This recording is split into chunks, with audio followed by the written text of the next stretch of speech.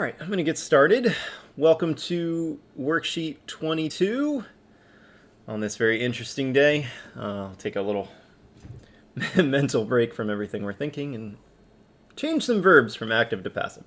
So if you haven't watched 21 yet, you might want to start there. A little overview of how to change verbs from active to passive. Obviously, you have your notes as well.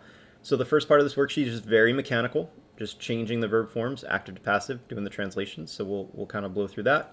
And then we'll focus in on the sentences on the back, okay? So reminder, when I say present passive system, I'm talking present, I'm talking imperfect, I'm talking future. So we can change those endings on all of those forms, present, imperfect, future. So we have some present verbs, some imperfect, some future. They're all kind of mixed together on this worksheet. So amabit, right? He will love. Amabitur, he will be loved. All we do is we change the T to tur, right? We take the active ending off, we replace it with the passive ending. So we don't have to change much. So monstrant, the verb monstrare is to show. So monstrant, present, they show. I meant to make all these bold. So it's going to be weird on your worksheet. But make all these bold. And we'll make all of these bold as well. And table design. You guys get to see behind the scenes right now. Oh boy. Gotta get my formatting right. You guys caught me unawares. There we go. Okay. So monstrant, they show. To make it passive, we change the ending. Monstrantur. And I meant for all of these to be italic. Oh, my formatting is not great. My apologies. So monstrant, they show. Monstrantur, they are shown. Okay? In the sense of the pictures are shown to someone. In English, we kind of get lazy and we say, like, I was shown a picture. That's not really what you mean. What you're saying when you say that is, a picture was shown to me. So it would always be like that in Latin. So monstrantur, they, the pictures, the paintings, the whatever, are shown to other folks. Remember, the whole thing is passive. You're not doing anything, right? Something's being done to you. Eubebam, eubeos to order. So I was ordering, or I ordered. That's fine. M, right, the first person singular, we change that to eubebar. Right, so eubebam, I was ordering. Eubebar, I was being ordered. And we can always put the being in parentheses, right? Just depends on the situation. Yesterday I was ordered to do something versus, so there I was yesterday, I was being ordered to, depends on, you know, the feeling behind it. Audient, right? Audio is to hear. Audient with an I and an E, this is future. So they will hear. And then to make it passive, audientur, they will be heard. So audient in the active, audientur in the passive. I know it's future because of the E. Third conjugation, or fourth conjugation in this case. Movemus, that's moveo, so that E is just present. We move. Movemus becomes movemur.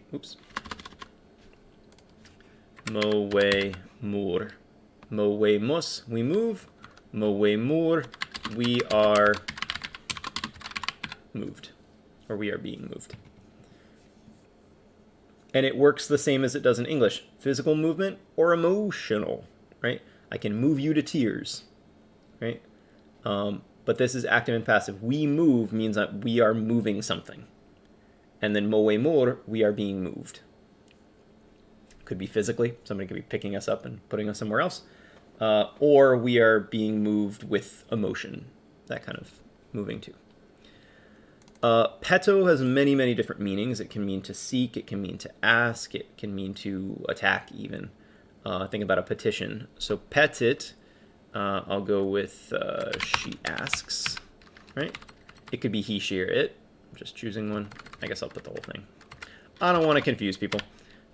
So we'll do he, she, it. He, she, or it asks. And then to make it passive, T becomes tour. Petitur. He, she, or it is being asked. Okay? So he, she, or it asks. He, she, or it is being asked. Mittebatis, ba, very obviously imperfect. The tis means you all. So y'all were sending. The passive of tis is mini. So mittebatis becomes mitteba mini. So mittebatis, y'all were sending. Mittebamini, y'all were being sent. So y'all were sending supplies to somewhere else versus y'all were being sent to a new location. What's up, Tegan? Woko, that's a first person singular, easy money. Wokada is to call, so I call. Sup, Jaden? Wokor, which would be the passive. Woko, wokor. We keep the O because we need a vowel in there. I am being called. Called in the sense of summoned, right? Not in the sense of naming, usually. I've seen it sometimes be like wokara to be to call somebody by a certain name, but woko usually means to summon, as in I call you over here. I summon you to come here. Gerunt, Gero has many, many different meanings. That you is telling me that it's present, though. So they carry, wear, a lot of different meanings on Gero. I'll go with they carry. And then geruntur, which would be the passive, they are being carried. So they carry, and they are being carried. 10's a little bit of a tricky one, okay? Winkis, that I tells me that it is present tense. So you defeat, you conquer. A couple different ways you could translate it. When I make this one passive, because of the is, it's actually wink eris. We don't do iris unless it's a long I. It's just one of those spelling changes. So just be on the lookout for that one. Put a little star next to it because it's weird. So you defeat versus you are being defeated. As always, the being, kind of optional. Respondebunt, right? Definitely future. Bobby boo. They will answer. Respondeo. Respondebunt. Respondebuntur. They will answer. They will be answered.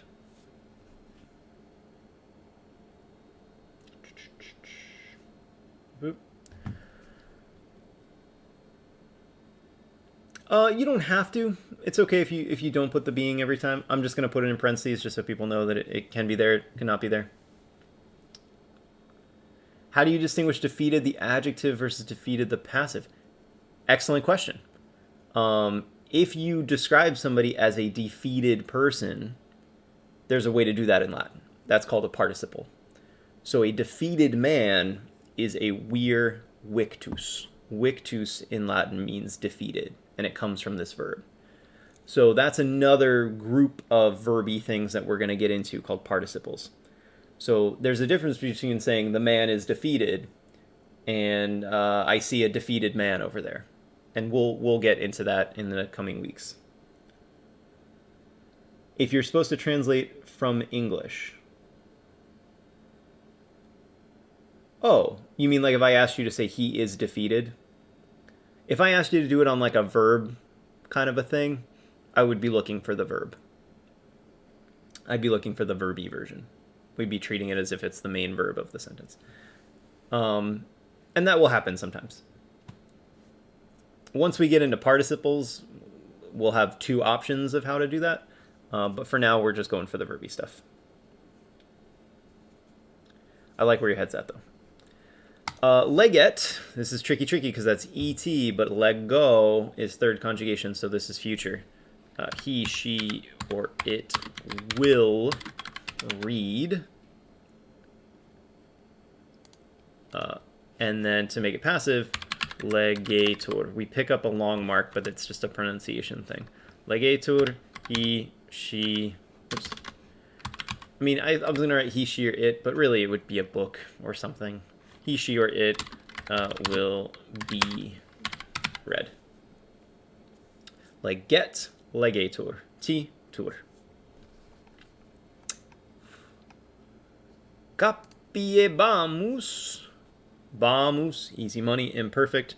We were taking, we were capturing, we were seizing. Versus the passive, capiebamur.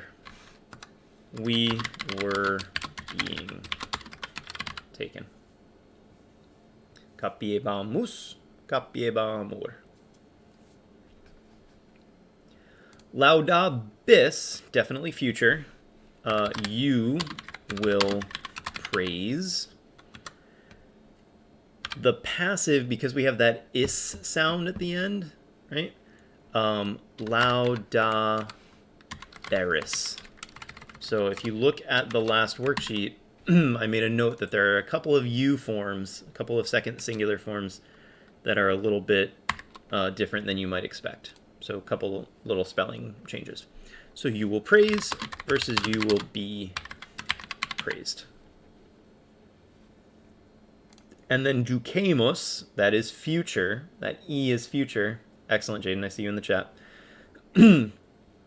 Duquemos, we will lead. To make it passive, duquemur, we will be led. And I believe is that how you spell led in that situation? We will be led? Yeah. I think so. Lead and led. English is weird. So that's just the mechanical changing of the forms. Okay, that's boxy charty world. That's practice. When we get to the sentences, now we got to put it all together. So my first sentence here, animal a pueris videbatur. See what you guys come up with. While I do some labeling, you can throw some translations into the chat. We'll see how it looks. Animal is definitely in the nominative case, right? That's just what the nominative case looks like. A pueris, anything coming after a is going to be in the ablative case. And then videbatur is my third singular imperfect verb. So whenever we translate, we get our subject and our verb, and then we fill in the rest. So the animal videbatur a pueris. What do we think?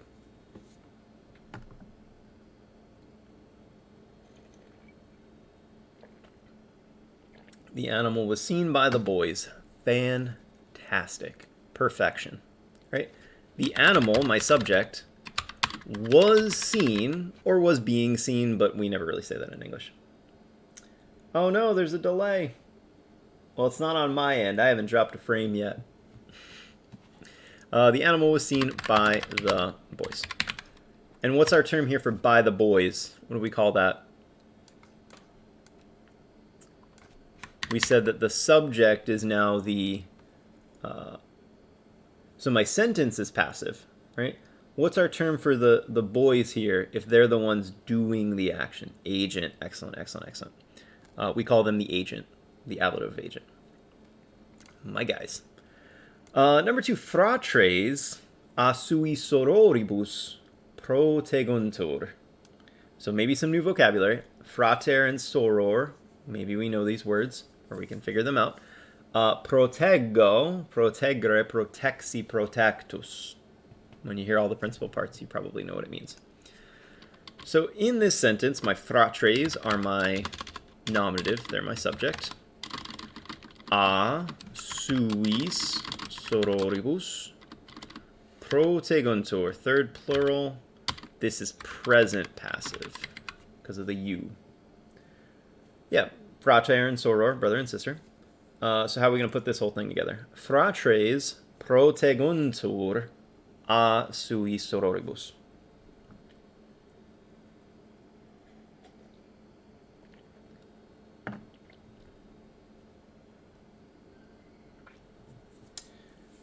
So protego means to protect.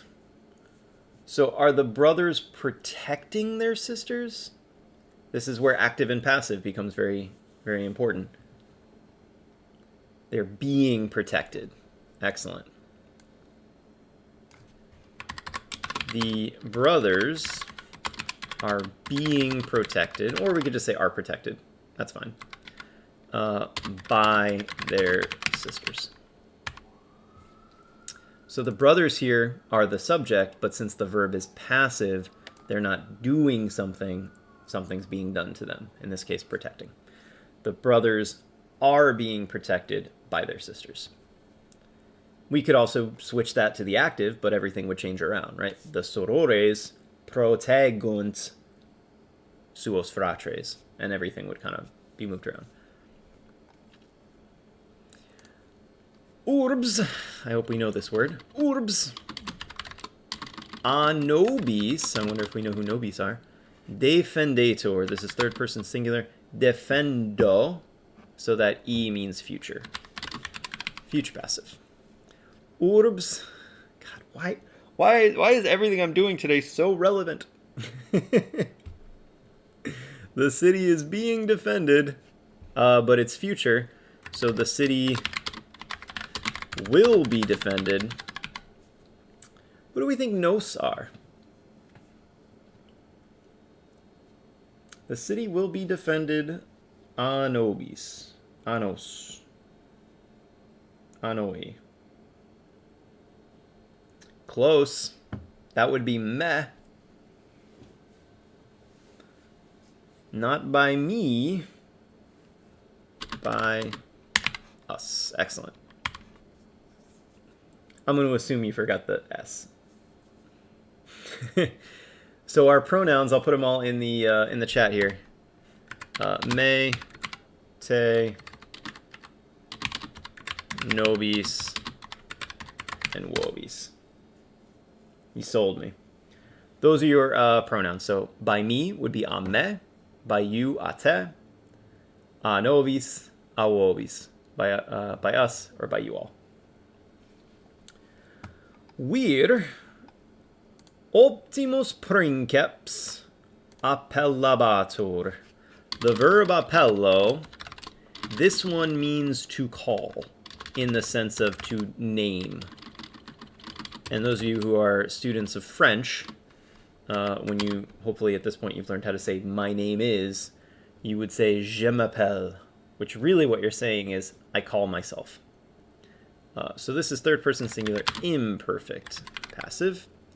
And I'll kind of take the lead on this one because there's a lot of vocabulary here. The vir appellabatur. The man, just one. Appellabatur, the man was called. Sometimes you can't really translate things. Optimus princeps literally means the best and the first. The best first one. The man was called Optimus princeps. He was called the best leader. Might be a good English way. This is actually an actual title that some Roman emperors got. And I love telling the story, especially now, because Trajan was his name. He is given the title of Optimus princeps. And in the ancient world, everybody would have a coin, right? Just like we put old presidents and figures on coins. Every new emperor would have new coins minted with their face and their title.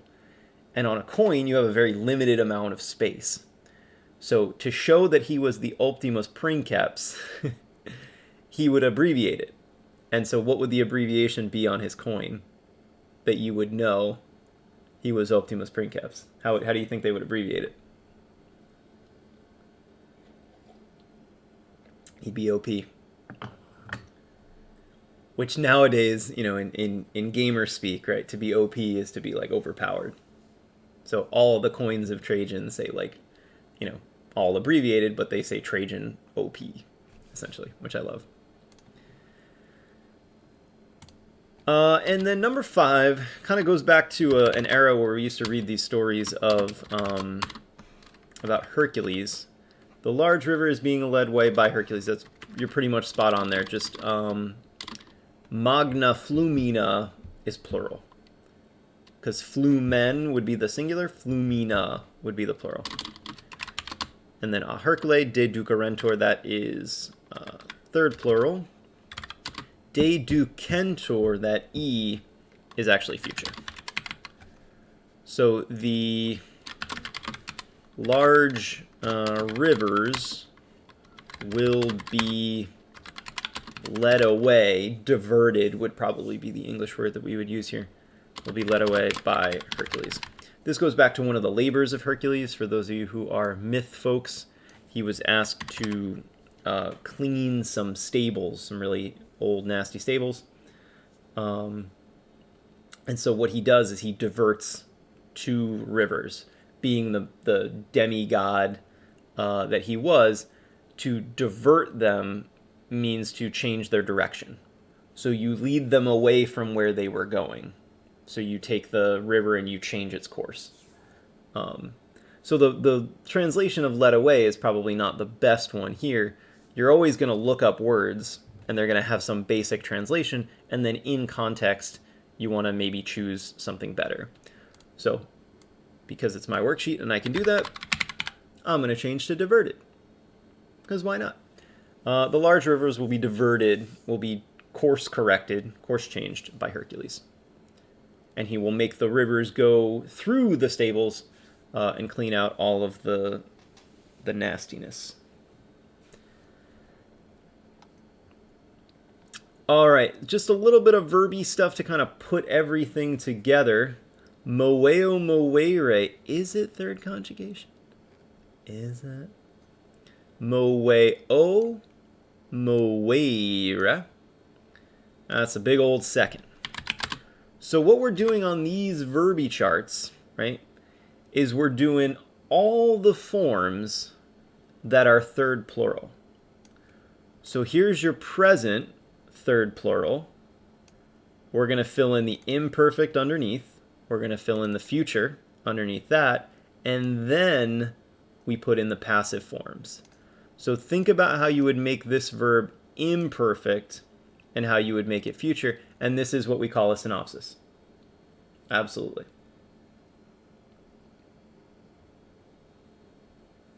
So a verb synopsis is a snapshot. So instead of looking at every single form that this verb can take, just give me the third plural ones.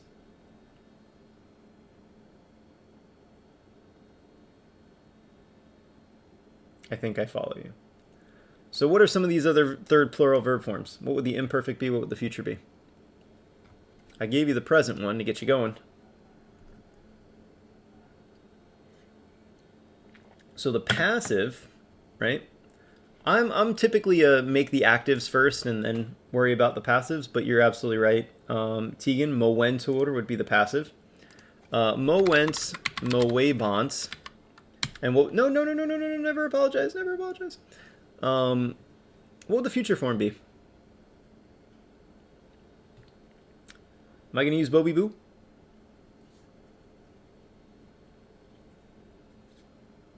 Yeah, I'm going to use Bobby Boo. So I got my 3 active forms. Movent, movebant, movebunt. Now, all I have to do to switch over to the passive is change the endings. So once I have these 3 locked in, oops, I don't want that. Once I have those 3 in, yeah, I noticed, Jaden, that your dog was making some appearances. I love it. We have moventur, movebantur, and movebuntur. So I basically just take the active form, change the ending. And it's one of those things where no matter how you, how you do it, you're going to get to the right forms. That's fine. I just always like to do these synopses in the same way, just a mechanical kind of way. And then one more here, Pono. What conjugation is Pono? Ponera. Posui, third, you know it. The best conjugation. Now all of these forms we're going to do first plural. We're going to do all the we forms. So ponemos. What would my imperfect form be?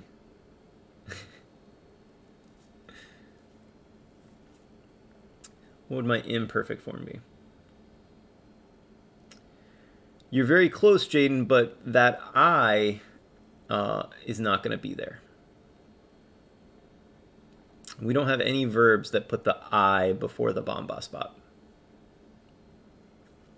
So we're going to go back to this vowel.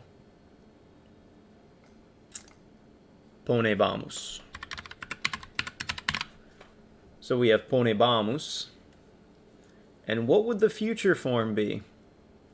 Think about it, think about it, think about it. And this is why I said in our first lesson about passives, make sure you know your actives too.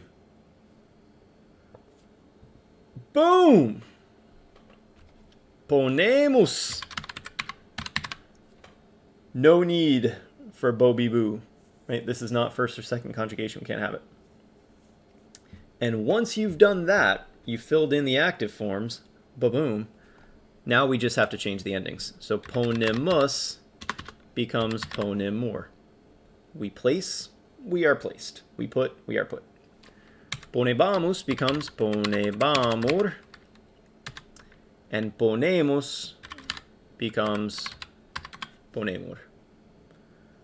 So key here, make the active, change the ending. Okay?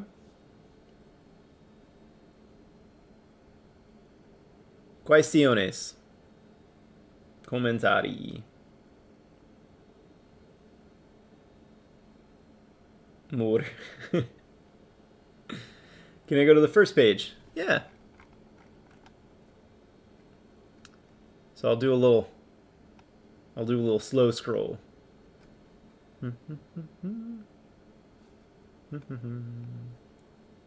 So all we did here is just change, and you can feel free to like pause the video and stuff too. I do have to get ready for a class in 15 minutes, so I got a little bit of time. But which ones, Tegan? If I'm not on the right ones, I can scroll. It's my 4th cup of tea. It's that kind of a day. Oh, sweet. Excellent. So, no quiz this week. For many reasons. I was never planning to have one. And homework, as I told the classes I've seen so far, and I will tell all of my classes, we're going to be a little lenient. If you got a lot going on, you didn't get much sleep last night. So I'm still going to put it up with the deadline of Friday just so that it reminds people. But if you get me your homework by Sunday, we will have no problem. I'm glad to hear that, Jaden.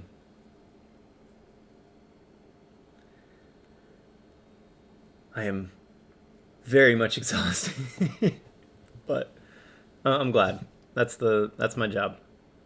So, Tegan, we good? Keep this one under 30 minutes for the masses.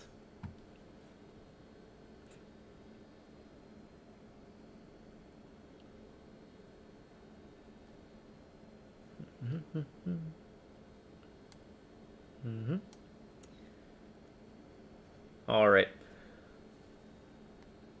We got it. Excellent. All right, guys, I'm going to cut it here. I'll be in office hours today if you need me. Thanks for coming.